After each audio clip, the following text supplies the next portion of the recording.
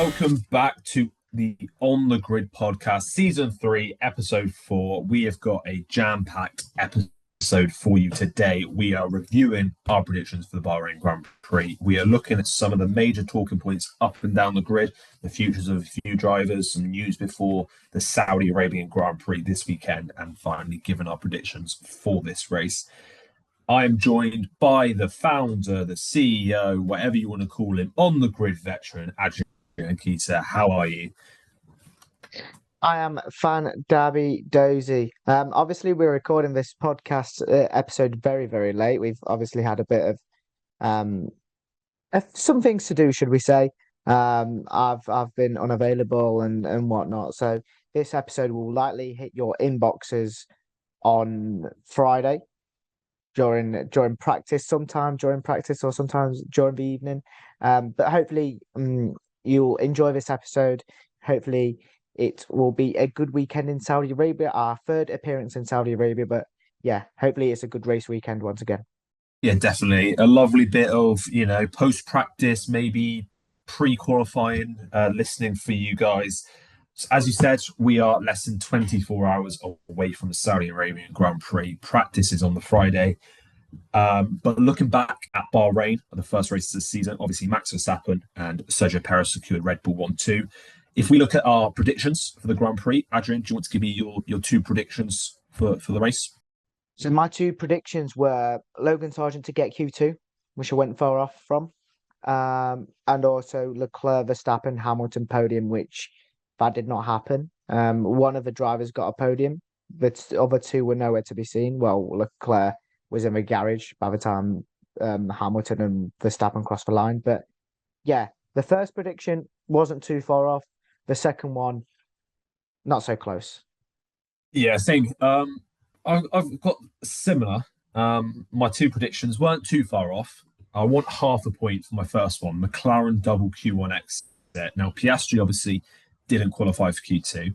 And if Logan Sargent set his time before Norris, then that would have been correct. They had the exact same time, a millisecond off being correct. I do want half a point for that one. Well, I'll take half a point with I'll take half a point then for Sargent Q2. If we're going by that logic.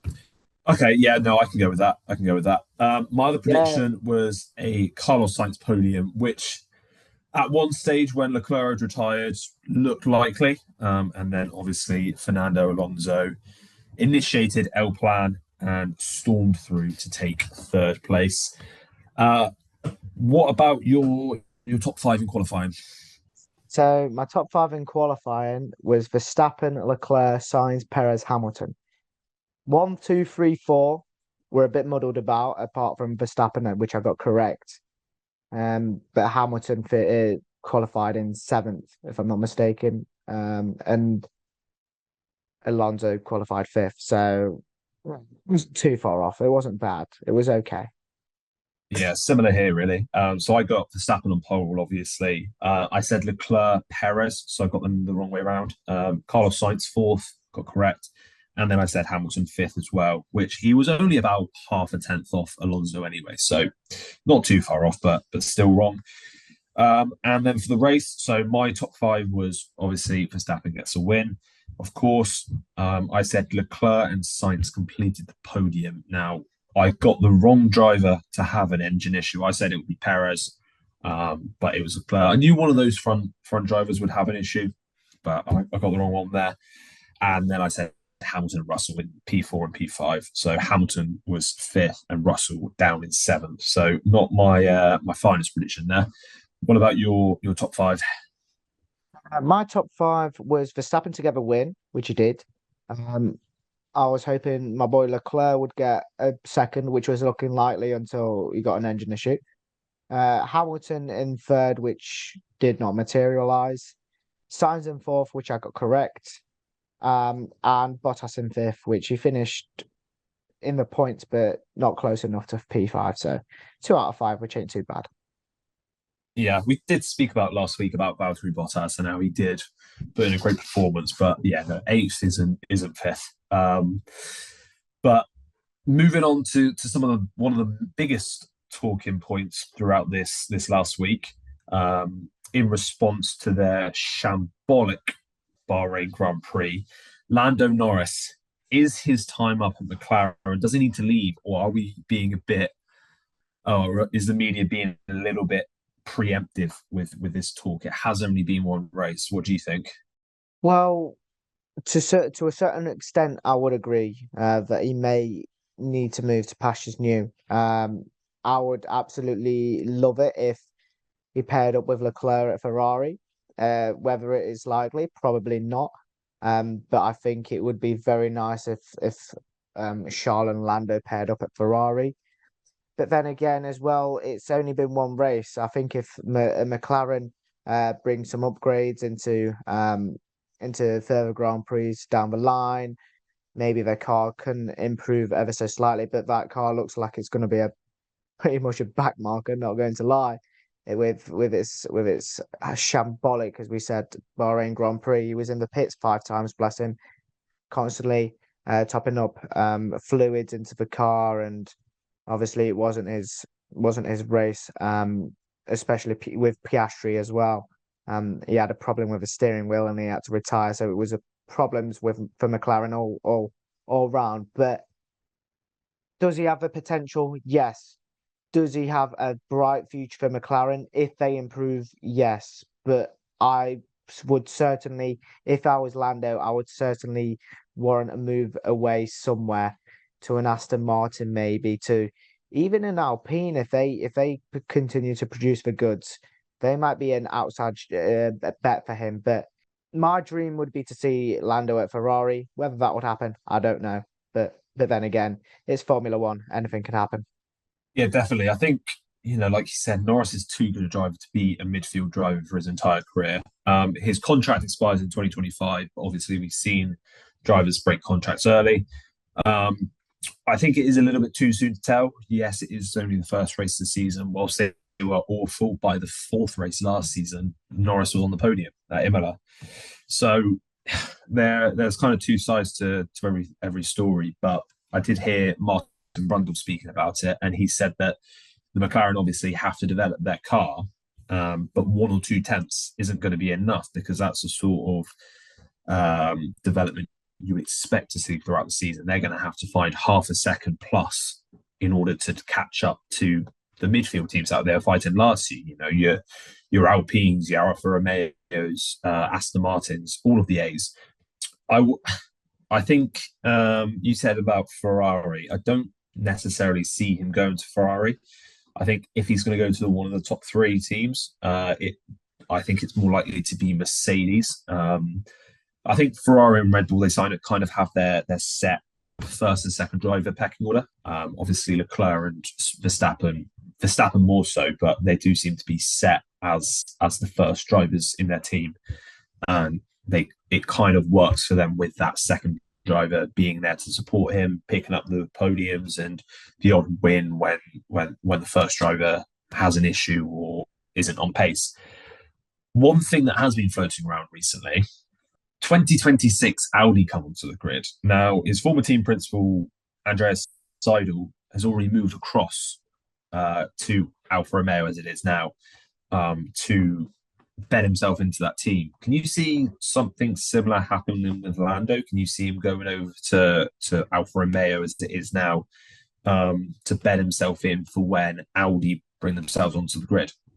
2026 German team. Sir Vettel return? Question mark. It'd be lovely, wouldn't it? It would be lovely. I think 2026 is a little bit far ahead. I think if Vettel comes back onto the grid, it might be next season or the season after. I'm not sure about 2026. As much as it would be lovely, as much as I'd love to see him in the quickest car, but I am a little bit annoyed we didn't see a Alonso Vettel partnership in that Aston Martin this year. With that car, what could they have done?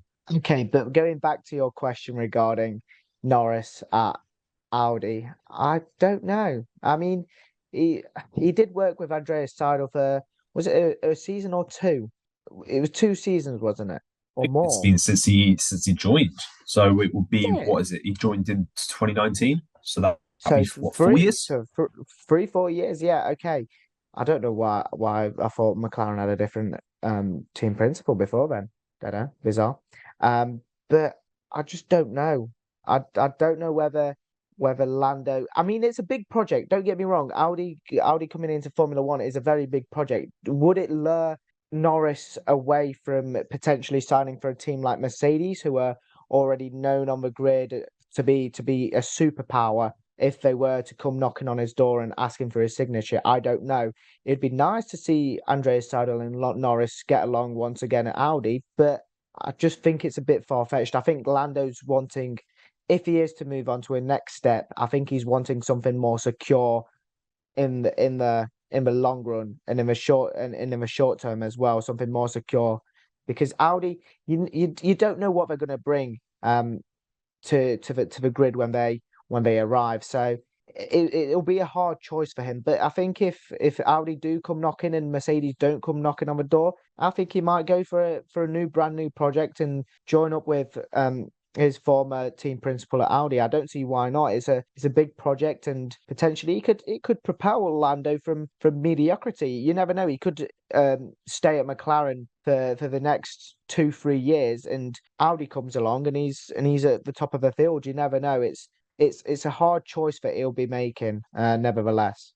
Well, we've seen the script before, haven't we? A young British driver at McLaren, not happy with his situation, moves to a German team for new regulations. I mean, I'm just pointing out the facts. We have seen that before, and it did end very well for that driver, who is now statistically the greatest driver of all time. There's a bit of a clue as to who I'm talking about. But yeah, I think this next career change is a very big one for Lando. Where does he go? Does he move? Does he take a sideways step to another midfield team? It looks like those 6 spots in the top 3 teams are pretty much taken. So maybe can he break into that? Who knows? Or does he roll the dice? Does he take a risk and move into Audi? We'll have to wait and see. But from one British driver to another, Lewis Hamilton, he came out and very uncharacteristically, actually, had a fair bit to say about Mercedes and about them not listening to him. Is this a little bit of frustration on Hamilton's part? He obviously wants to win that 8th desperately, and he seemingly isn't receiving definitely isn't receiving the car to do that. What do you think about that situation? And of course, there's a lot of frustration. Like you say, Hamilton wanted that 8th a long time ago. It should have came a season or 2 ago. But we know what happened there. Abu Dhabi. But then again, of course he's going to be frustrated. They're not performing to the fulfillment of Lewis Hamilton. He wants to be on the podium. He wants to be getting race victories week in, week out. And where did he finish last weekend? You just look at that. You simply look at that, and he's just simply not receiving the package that he wants. He's thrown the dummy out a little bit, as you say. He's thrown a bit of handbags, as you say in football terms as well. But yeah, he's going to be annoyed. I completely understand him, and Mercedes really need to do something if he's wanting to continue his career in Formula One and at Mercedes, because you never know. He could throw the dice and join Audi. He could move to another German team and he could throw the dice, and you never know what could happen there. Like you said when we were talking about Lando, a young British driver, an old British driver now joins another German team. You never know. But yeah, he's going to be frustrated, and Mercedes really do need to buckle their ideas up, because he slated them about the progress that they made on the 2023 car, and them not listening to him about the car, and it already being in the bin. So, oh, nightmare at Mercedes and for Lewis Hamilton. Definitely is. I'm just glad that you brought up Abu Dhabi and not the biased Mercedes fan and the biased Hamilton fan brought it up. But anyway, moving on from pain for me as a Mercedes fan to pain for you as a Ferrari fan.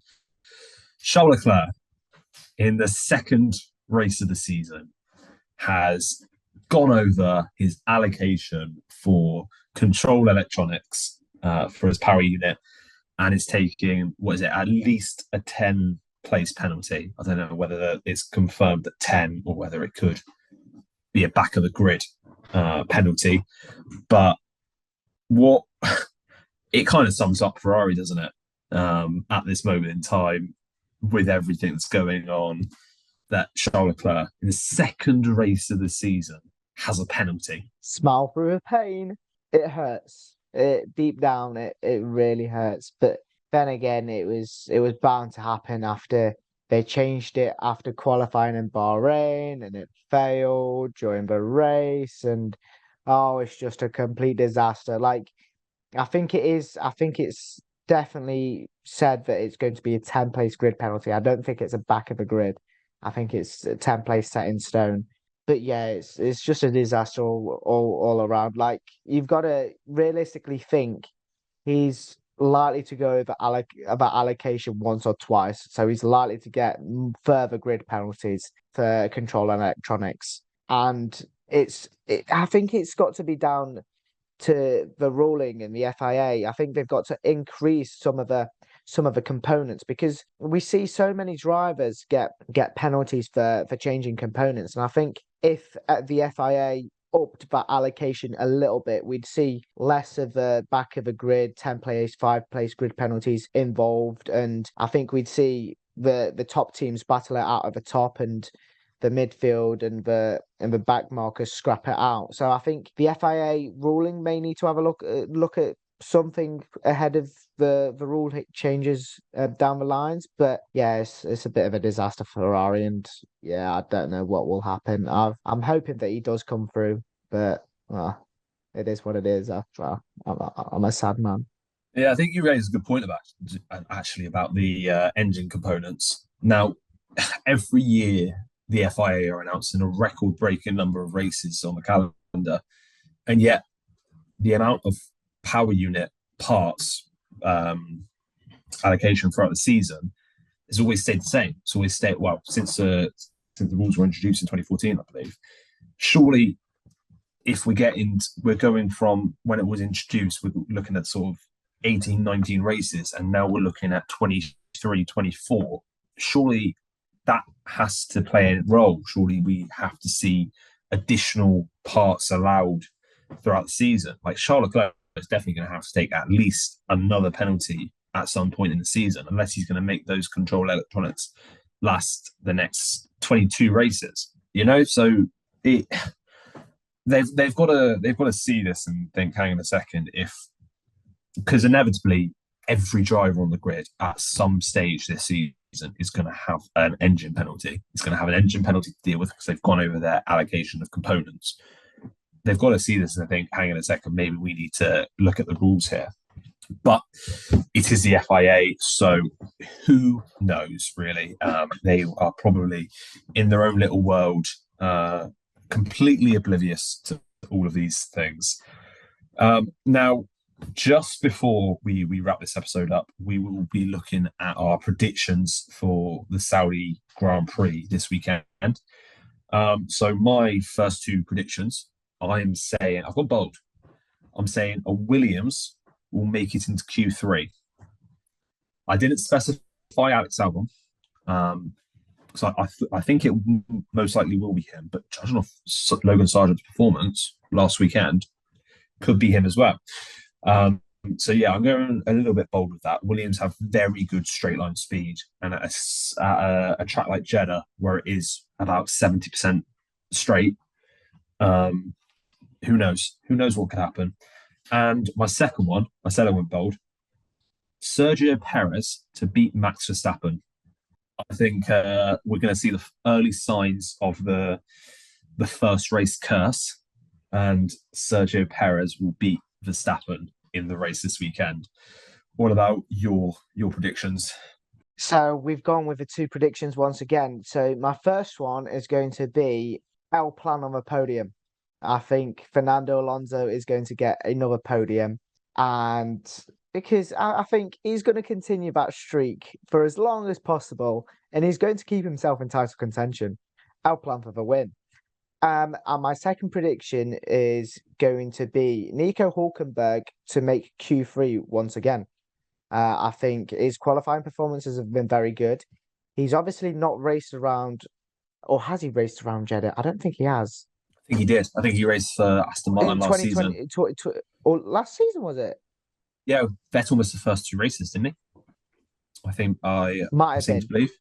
But then again, I think in a different car, different team, I think he'll make Q3 because oh yes, you are correct. He was. I can remember now. I've got a bit of a flashback in my head. Yeah, for a different team because Aston Martin were woeful last season. So I think for a Haas outfit, I think he'll make Q3 once again and consecutively as well. Very interesting. Now, top five for qualifying. So why don't you give me your top five for Saturday, for Saturday qualifying? So for qualifying, I did put, I don't know beforehand, I completely forgot that Leclerc's got a 10 place grid penalty. So I put him in second and I was like, hold on, wait a second, let me change this. So for qualifying, I've gone Verstappen, Perez 1 and 2, Red Bull 1 and 2 are going to stay again.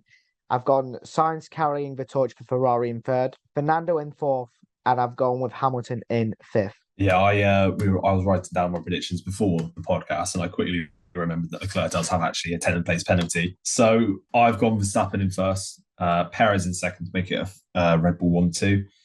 I've gone for Alonso in third and Sainz in fourth. So I switched those two round, and I've gone for Hamilton in fifth as well. And then for the race, no, this is where it gets a little bit interesting. I said I went bold. So Sergio Perez to win.